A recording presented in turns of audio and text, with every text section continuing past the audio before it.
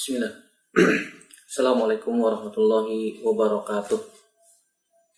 Innal hamdalillah nahmaduhu wa nasta'inuhu wa nastaghfiruh wa na'udzu billahi min syururi anfusina wa sayyiati a'malina. May yahdihillahu fala mudhillalah wa may yudlilhu fala hadiyalah. Asyhadu an la ilaha illallah wahdahu la syarikalah wa asyhadu anna Muhammadan abduhu wa rasuluhu la nabiyya ba'dah. Ya ayyuhallazina amanu taqullaha haqqa tuqatih wa la tamutunna illa wa antum muslimun. Amma ba'du fa inna asdaqal hadithi kitabullah wa khairal hadi hadi Muhammadin sallallahu alaihi wasallam. Syarrul umuri muhdatsatuha wa kullu muhdatsatin bid'ah wa kullu bid'atin dhalalah wa kullu dhalalatin finnar. Ayo ikhwah, hadinallahu wa iyyakum ajmain. Alhamdulillah, kita bersyukur pada Allah Subhanahu wa taala. Sampai saat ini, sampai detik ini kita masih dipertemukan oleh Allah Subhanahu wa taala dalam majelis ini, dalam media ini untuk melanjutkan pelajaran kita dari kitab Ad-Durus Al-Yaumiyah. Kita masuk pelajaran yang ke-70. Salatus Safar. Salatus Safar atau salatnya orang yang safar atau salatul musafir. Atau salat musafir. Ketahuilah saudaraku rahimanillah wa iyyakum ajmain, min takhfifillah ala hadhil ummah wa raf'ihi al-haraj anhum an syara'a lahum qasr salati ar-ruba'iyyah fi safar fa tusalli rak'atain. Termasuk kemudahan yang Allah Subhanahu wa taala berikan kepada umat ini, dan tentu saja Allah Subhanahu wa taala tidak ingin menyulitkan hambanya, yaitu adanya syariat salat qasar yang jumlahnya 4 rakaat menjadi 2 rakaat ketika seseorang sedang safar. Dan Nabi SAW senantiasa di dalam safar-safarnya mengqasar salat yang 4 rakaat menjadi 2 rakaat. Wala yazidu ala rakaatain. Ketika safar, Nabi SAW senantiasa mengqasar salat dan tidak menambah lebih dari 2 rakaat. Oleh karena itu Allah Subhanahu wa taala memberikan kemudahan ini, dan Allah Subhanahu wa taala suka hambanya untuk mengambil kemudahan yang Allah Subhanahu wa taala berikan kepada hamba-hambanya. Begitu juga masalah menjamak salat ketika safar, dan juga nanti kita akan bahas hal-hal yang dibolehkan seorang untuk menjamak salat insyaallah taala. Baik, yang pertama kita bahas tentang hukum salat qasar atau memendekkan salat. Salat qasar atau memendekkan salat ini bagi musafir adalah wajib ketika mengerjakan salat zuhur, asar ataupun isya, sebagaimana ditegaskan oleh Allah Subhanahu wa taala di dalam surat An-Nisa ayat 101. Allah Subhanahu wa taala berfirman, "Wa idza darabtum fil ardi falaysa 'alaikum junahun an taqsuru minas salati in khiftum an yaftinakumul ladzina kafaru." Wa idza darabtum fil ardi, dan apabila kalian daraba yadribu itu artinya memukul, tetapi yang dimaksud di sini adalah darabtum fil ardi, bepergian di muka bumi. Falaysa 'alaikum junahun, maka tidak mengapa kalian antak suru minas salat, itu mengqasar salat. In khiftum, jika kalian takut, an yaftinakumul ladzina kafaru, diserang oleh orang-orang kafir. Di sini Allah Subhanahu wa taala memberikan rukhsah, memberikan keringanan untuk mengqasar salat ketika safar, ketika bepergian. Takut diserang musuh, takut diserang oleh, mungkin zaman dahulu ada perompak ataupun yang lain, maka dibolehkan mengqasar salat. Begitu juga sebuah hadis dari Umar bin Khattab, dari Ya'la bin Umayyah, bahwasanya beliau pernah bertanya kepada Umar bin Khattab radhiyallahu anhu tentang masalah ayat ini. Kemudian faqal, dia berkata, in khiftum an yaftinakumul ladzina kafaru, jika kamu takut diserang orang-orang kafir. Faqad amanan nasu, Padahal pada zaman sekarang, kata Ya'la bin Umayyah, orang-orang sudah aman wahai Umar. Faqala Umar, ajibtu mimma ajibta minhu. Padahal saya juga heran seperti apa yang kamu herankan.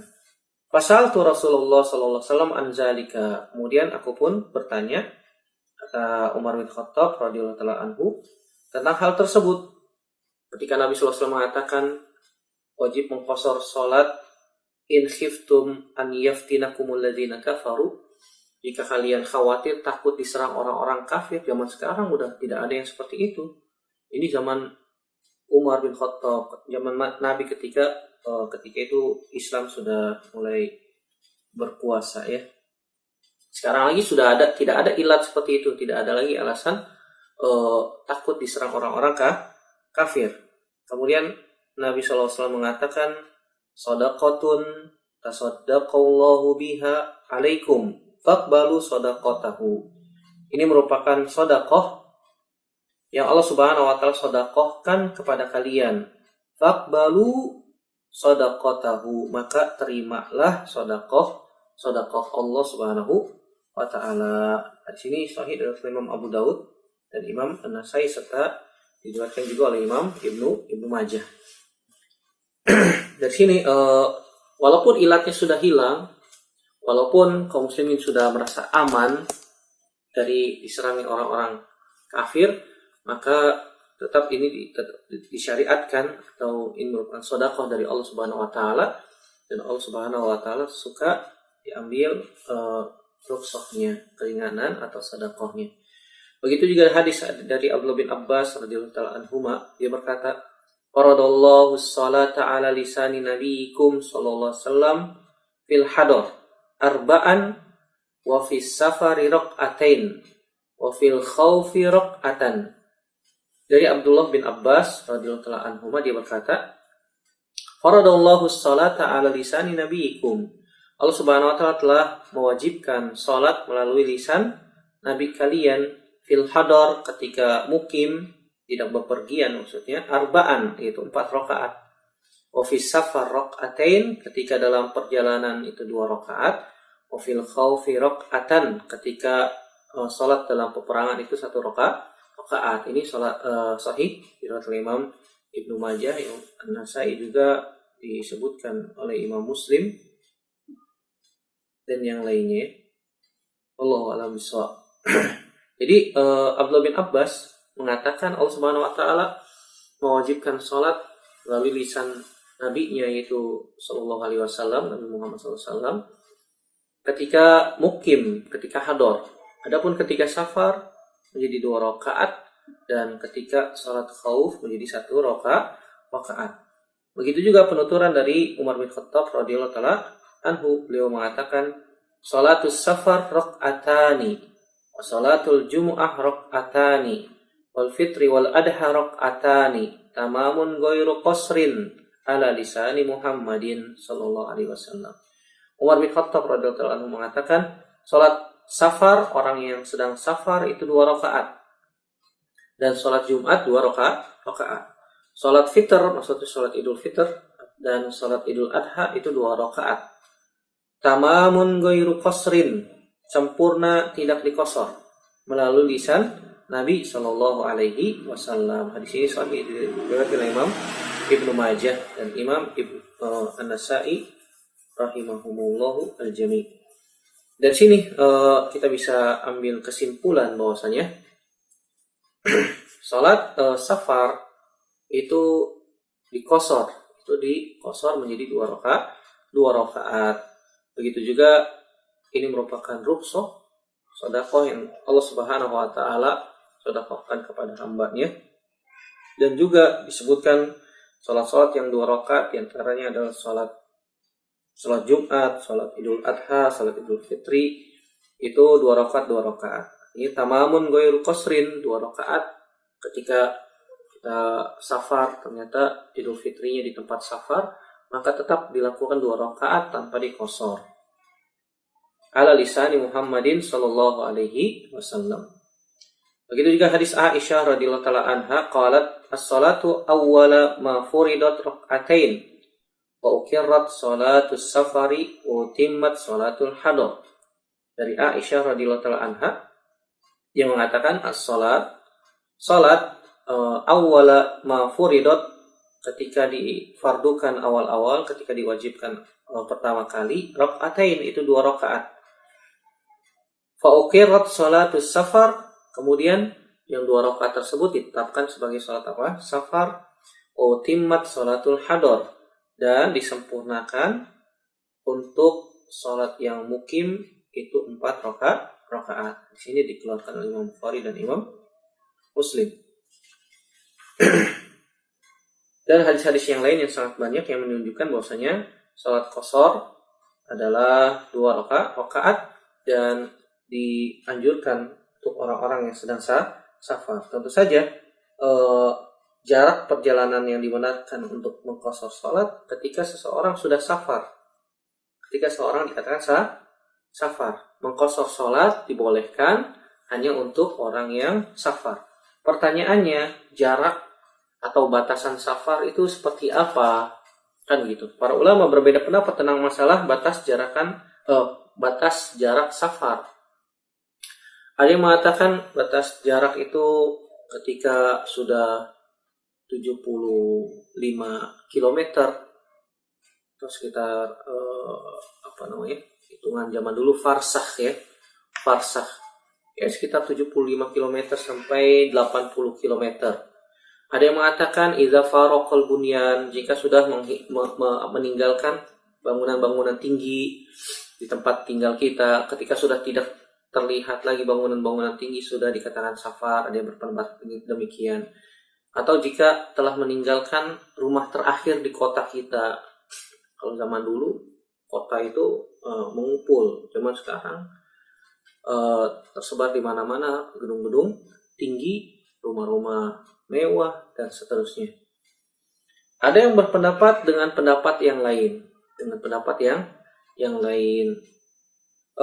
bahkan Ibnu Munzir dalam masalah ini meriwayatkan lebih dari 20 pendapat tentang masalah batas jarak perjalanan orang yang safar. Namun yang lebih kuat, Allahu a'lam bishawab, yang menegaskan bahwasanya tidak ada batasan yang jelas dalam masalah safar. Artinya pengertian safar menurut bahasa Arab yang disampaikan oleh Nabi SAW, disampaikan oleh Rasulullah SAW dan para sahabatnya, itu adalah disebut safar ketika seseorang sudah safar. Andai kata jarak perjalanan dibenarkan untuk mengqashar salat sudah ditentukan dengan jelas, tentu Nabi SAW tidak akan lupa menyampaikannya. Tentu saja Nabi SAW tidak akan luput dari menyampaikan batasan jarak orang dikatakan safar. Ada yang mengatakan ketika sudah melakukan perjalanan 1 hari 1 malam. Dan pendapat-pendapat yang lainnya. Tentu saja dalam masalah ini tidak ada pendapat yang kuat kecuali yang disebutkan oleh Syekhul Islam Ibnu Taimiyah, bahwasanya seseorang dikatakan safar ketika dia sudah menyiapkan untuk safar. Misalnya walaupun jarak itu dekat, maka ketika seseorang itu sudah mempersiapkan bekal, sudah niat untuk menginap ataupun yang lainnya, maka dia dikatakan safar ya. Allahu taala a'lam bishawab. Kemudian di mana kita boleh untuk mengqashar salat? Jumhur ulama berpendapat bahwasanya permulaan bolehnya mengqashar salat ini dimulai ketika meninggalkan daerah yang kita tinggal di tempat tersebut, atau sudah keluar dari batasan kampung atau batasan negeri. Misalnya kita di Jakarta sudah meninggalkan batasan dari Jakarta, berarti sudah dikatakan apa? Boleh qashar.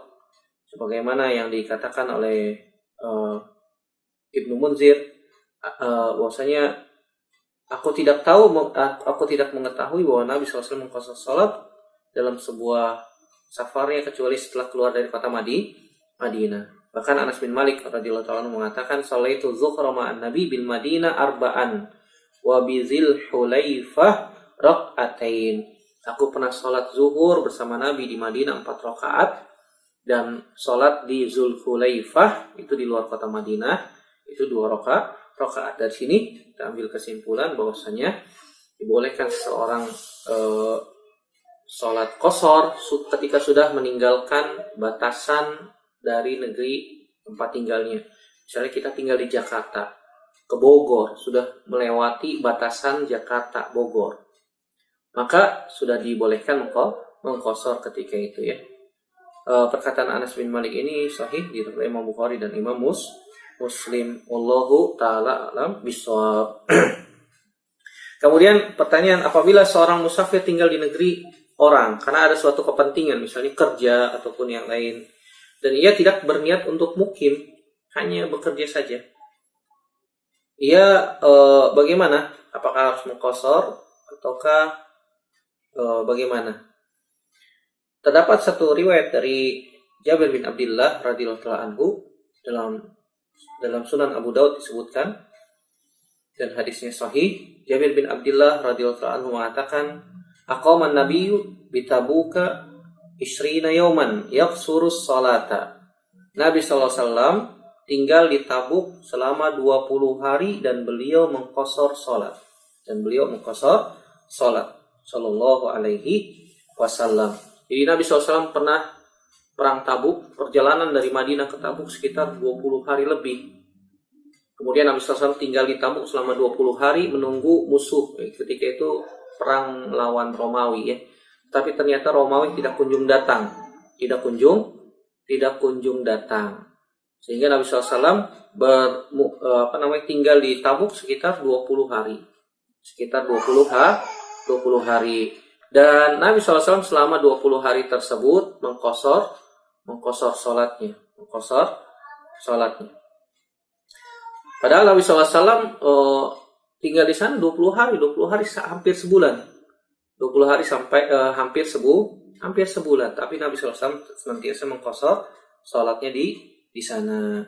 Ibnu Qayyim mengatakan, Rasulullah tidak pernah bersabda kepada umatnya tidak boleh seorang mengqashar salat apabila menetap sementara lebih dari 20 hari. Namun secara kebetulan Rasulullah bermukim hanya sebatas hari tersebut. Jadi kesimpulannya, kalau misalnya kita pergi ke suatu tempat, misalnya ke luar negeri ataupun ke ke sebuah daerah, ke kampung, tinggal sampai lebih dari 3 hari, maka dibolehkan qashar. Sini Nabi SAW sampai 20 hari. Tetapi batasannya sampai 19 hari dalam sebuah riwayat disebutkan dari Abdullah bin Abbas radhiyallahu taala anhuma, Nabi SAW tinggal 19 hari mengqashar salat.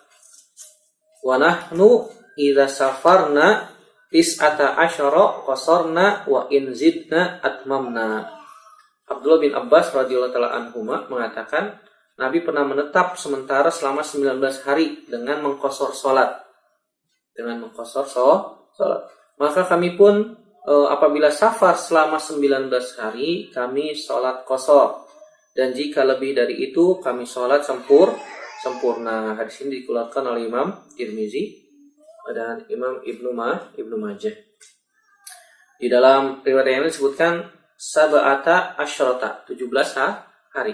Jadi kalau misalnya kita safar tidak berniat mukim di sana, maka batasannya adalah 19 hari. Kecuali kalau misalnya kita niat safar 3 hari. Maka ketika itu boleh mengqashar salatnya. Sudah ditentukan harinya, maka batasannya ada 3 hari. Ketika Nabi SAW Fathu Makkah begitu juga ya. Nabi SAW ketika Fathu Makkah itu mengqashar salat dan selama 3 hari di Mekah. Kemudian setelah itu balik ke Madinah, balik ke kota Madinah. Nah, kalau misalnya tidak ditentukan waktu safarnya berapa hari, maka batasan maksimalnya sampai 19 hari boleh mengqashar salat. Karena seseorang ketika safar terkadang atau ketika kerja dia tidak tahu pekerjaannya selesai sampai berapa hari. sampai 10 hari, 15 hari, atau sampai sebulan. Maka ketika dia tidak menentukan batasan sampai kapan dia safar, maka batasan maksimalnya adalah sampai 19 hari, dia boleh mengqashar sholatnya. Wallahu ta'ala a'lam. Kemudian pembahasan selanjutnya yaitu tentang menjamak sholat. Menjamak sholat. Islam tentu saja agama yang mudah, agama yang tidak sulit, yang Allah Subhanahu wa Ta'ala berikan kemudahan untuk umatnya. Di antara kemudahan dari Allah Subhanahu wa Ta'ala itu menjamak sholat ketika safar. 5. Yalhaqul musafir ghaliban minal masyaqqah. Karena kebanyakan orang yang safar itu pasti mengalami berat. Makanya Nabi SAW mengatakan as-safaru qit'atun minal azab. Safar itu termasuk potongan-potongan azab. Walil musafir an yajma'a az-zuhra wal 'ashra fi waqti ihdahuma. Wa kadzalika bainal maghrib wal isya. Maka seorang yang sedang safar dibolehkan menggabungkan dua sholat yang rubaiyah atau yang sulasiyah, antara zuhur dengan asar boleh digabungkan, atau maghrib dengan isya, maghrib dengan isya, dan boleh dilakukan di salah satu waktu di antara keduanya. Misalnya zuhur dengan asar boleh digabungkan 4 rakaat. Boleh dilakukan di waktu zuhur, boleh dilakukan di waktu asar. Jika dilakukan di waktu yang awal, zuhur dengan asar dilakukan di waktu zuhur, maka disebutnya salat jamak takdim. Salat zuhur dan salat asar dilakukan di waktu zuhur. Salat maghrib dan salat isya dilakukan di waktu maghrib. Adapun jika dilakukan di waktu yang kedua, disebutnya jamak takhir. Misalnya zuhur dengan asar digabungkan dilakukan di waktu asar. Maka ini jamak takhir. Salat maghrib digabungkan dengan salat isya dilakukan di waktu isya. Maka ini jamak takhir. Takhir. Dan hadis-hadis ataupun dalil yang menunjukkan dibolehkannya jamak ini sangat banyak. Kemudian hal-hal yang dibolehkan seseorang untuk menjamak, kita sebutkan 3. Yang pertama itu ketika safar. Dari Anas bin Malik radhiyallahu anhu, dia mengatakan Nabi SAW dahulu kana idza irtahala qabla an tazigha asy-syamsu akhkhara az-zuhra ila waqtil 'ashri thumma nazala fajama'a bainahuma fa in zaghat asy-syamsu qabla an yartahila shalla zuhra thumma rakiba. Nabi SAW biasanya jika bepergian sebelum matahari tergelincir, sebelum matahari bergeser ke arah barat. Jadi sudah mulai start sebelum matahari tergelincir, sebelum waktu zuhur. Akhara zuhra ila waqtil asri. Nabi SAW mengakhirkan sholat zuhur di waktu asar. Jika berangkatnya sebelum waktu zuhur. Tsumma nazala. Kemudian Nabi SAW pun singgah di suatu tempat. Fajama'a bainahuma. Kemudian Nabi SAW pun menggabungkan sholat zuhur dengan sholat asar dilakukan di waktu asar. Tetapi fa'in zaghatis syamsu qabla an yartahil sholat zuhra thumma rakiba. Apabila Nabi SAW berangkat setelah matahari tergelincir, artinya setelah waktu zuhur sudah masuk, maka beliau sholat zuhur kemudian berangkat. Di dalam hadis Mu'adz bin Jabal dan juga hadis yang lainnya menyebutkan dengan beberapa lafaz, Misalnya contohnya hadis Mu'adz bin Jabal bahwasanya Nabi SAW ketika di perang Tabuk, idza irtahala qabla an tazigha asy-syamsu akhkhara zuhra hatta yajma'aha ila al-'ashri fa yusalliyahuma jami'an. Jadi kalau Nabi bepergian sebelum waktu zuhur, Nabi jamak zuhur dan asar dan dilakukan di waktu asar. Wa idza irtahala ba'da zayghi syamsi shalat zuhra wal asra jami'an thumma sara. Jika Nabi SAW berangkatnya setelah matahari tergelincir, maksudnya sudah masuk waktu zuhur, Nabi SAW menjamak zuhur dan asar dilakukan di waktu zuhur. Wa kana idza irtahala qabla al-maghrib akhara al-maghrib hatta yusalliha ma'al isya. Jika Nabi SAW berangkat safar sebelum maghrib, Nabi akhirkan salat maghrib dilakukan di waktu isya. Wa idza irtahala ba'dal maghrib ajjalal isya'a fasallaha ma'al maghrib. Jika Nabi SAW berangkat setelah masuknya waktu maghrib, Nabi SAW gabungkan salat maghrib dengan salat isya, dilakukan di waktu maghrib. Ini cara menjamak ya, cara menjamak. Jadi kalau misalnya kita berangkat safarnya sebelum waktu salat yang pertama, maka salat yang pertama diakhirkan di salat yang kedua. Jika kita berangkat safarnya setelah masuk waktu salat yang pertamanya, maka kita gabungkan salat pertama dan salat keduanya di waktu yang pertama. Tadi contohnya sudah kita sebutkan ya. Kemudian keadaan yang kedua yang dibolehkan jamak yaitu ketika hujan deras, hujan disertai angin sehingga sulit untuk berjalan menuju masjid. Sebagaimana hadis Nafi Maula Ibnu Umar, dia mengatakan anna Abdullah ibni Umar kana idza jama'a al-umara bainal maghrib wal isya fil matari jama'a ma'ahum. Abdullah bin Umar radhiyallahu taala anhuma biasanya bila bila penguasa umara itu menjamak salat antara maghrib dan isya dalam suasana hujan fil matari huwa jama'a ma'ahum. Beliau Abdullah bin Umar menjamak kedua salat itu bersama mereka. Tentu saja hujan yang dimaksud ini hujan yang sulit untuk kita berangkat ke masjid. Kalau zaman sekarang kan mudah. Zaman dahulu ketika hujan deras, jalanan menjadi becek, belok. Tidak bisa dilalui karena zaman dahulu itu jalanannya padang pasir kalau kena air, hujan deras jadi menjadi lumpur, lumpur sehingga dilaluinya agak sulit. Karena itu dibolehkan menjamak sholat. Atau hujan yang sangat deras disertai angin kencang. Pada zaman sekarang kan jalanan sudah aspal, sudah cor gitu ya. Sehingga ketika hujan rintik-rintik, hujan biasa itu masih bisa dilalui jalanannya. Tetapi kalau misalnya hujan deras disertai angin kencang sampai pohon pada tumbang, ini bisa membahayakan, maka boleh dijamak ketika itu ya. Wallahu a'lam bishawab. Yang terakhir yaitu kepentingan yang mendesak atau mendadak, sebagaimana Abdullah bin Abbas radhiyallahu taala anhuma menuturkan, "Shalla Rasulullah SAW az-zuhra wal asra jami'an bil Madinah fi ghairi khaufin wala safarin." Qala Abu Zubair, "Fasaltu Sa'idan lima fa'ala dzalik." Faqala sa'altu Ibnu Abbas radhiyallahu taala anhuma kama sa'altani, faqala arada an la yuhrija ahadan min ummatihi. Abdullah bin Abbas radhiyallahu taala anhuma mengatakan Rasulullah SAW pernah sholat menjamak zuhur dan asar di Madinah tanpa rasa takut dan tanpa ketika itu tidak sedang safar. Abu Zubair mengatakan fasaltu Sa'id, aku bertanya kepada Sa'id, lima fa'ala dzalik, kenapa Nabi SAW melakukan hal yang demikian?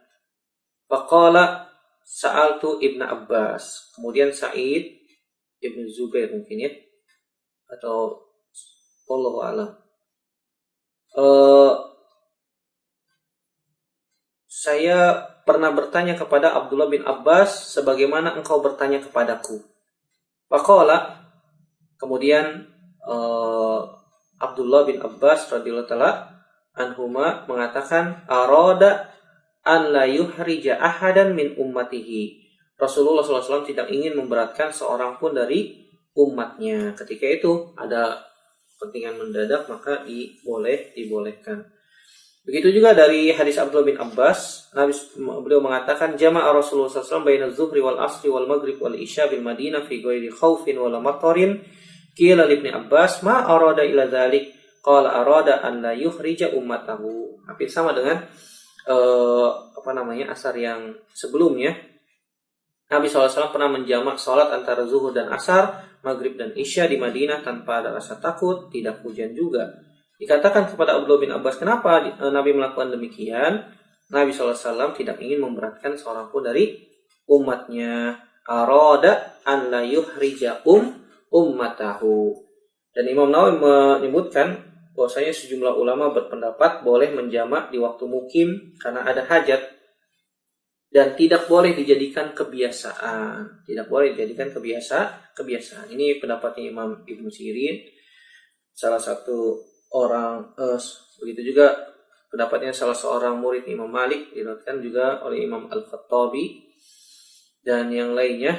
Maka inilah yang dipilih oleh Imam Ibnul Munzir dan diperkuat oleh pernyataan Abdullah bin Abbas radhiyallahu taala anhuma agar Nabi tidak memberatkan umatnya itu ketika beliau tidak sakit, beliau tidak ada hajat, ada kebutuhan, maka sekali-sekali boleh dan tidak dijadikan sebagai kebiasaan. Wallahu taala a'lam bishawab. Ini pembahasan tentang sholat safar atau sholatul musafir secara ringkas. Semoga bermanfaat untuk saya pribadi dan semua yang mendengarkan di sini. Dan semoga Allah Subhanahu wa taala memberikan kepada kita ilmu yang bermanfaat dan dapat mengamalkan ilmu yang telah kita dapatkan. Dan semoga Allah Subhanahu wa taala mengampuni dosa-dosa kita yang benar datangnya dari Allah Subhanahu wa taala saja, dan kita bertaubat kepada Allah Subhanahu wa taala dari kesalahan kita. Aku qouli hadza astaghfirullah li wa lakum. Subhanakallahumma bihamdika asyhadu an la ilaha illa anta astaghfiruka wa atubu ilaik. Wassalamualaikum warahmatullahi wabarakatuh.